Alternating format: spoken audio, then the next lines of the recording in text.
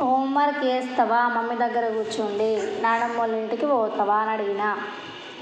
Mummy దగ్గర homework చేస్తా అంటేనేమో మంచిగా దగ్గరకు తీసుకొని ఊకుంచి ముద్దిచ్చి రాపిస్తా హోంవర్క్.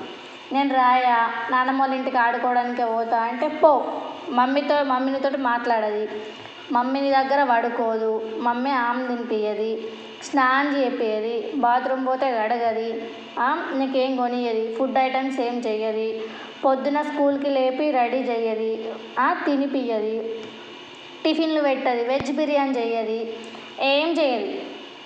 అన్నీ నానమ్మనే చేస్తుంది.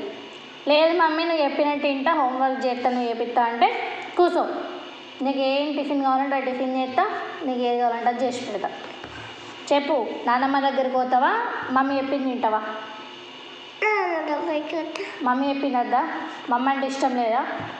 అద్దా మమ్మీ మాట్లాడకున్నా ఏం కదా, అంతేనా? అంతేనా? సోపతి బందేనా? మరి నేను అమ్మమ్మల ఇంటికి పోవన్నా, ఇక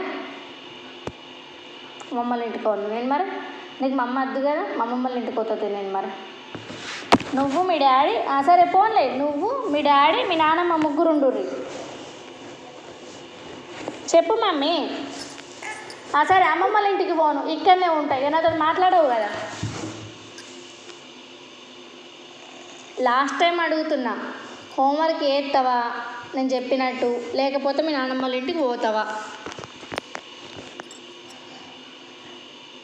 సారీ మమ్మీ అని చెప్పు, తీసుకుంటా దగ్గరికి. చెప్పు సారీ. మేడంకి కాల్ చేయన్నా మరి, మీ ప్రిన్సిపల్ మేడంకి. హోంవర్క్ చేస్తలేడు శ్రీయాన్షు అని చెప్తా. చేసుకో అంటున్నావు ఇప్పుడు నువ్వు. రేపు టీచర్ స్కూల్కి అయినాక అడుగుతుంది, శ్రీయాన్షు నువ్వు ఫోన్ చేసుకో అన్నమాట కదా మరి అని అడిగితే ఏం చెప్తావు? చెప్పు, ఏం చెప్తావు?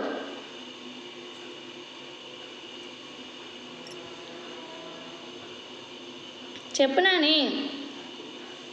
నీకు ఏబీసీలు అత్తలేవు, నీకు ఇన్ని రోజులు అవుతుంది. స్కూల్కి ఎందుకు పోతున్నావు నువ్వు?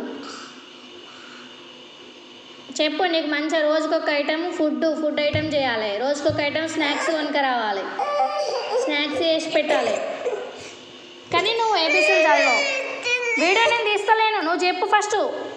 Sorry mummy, say sorry mummy, say to sorry mummy.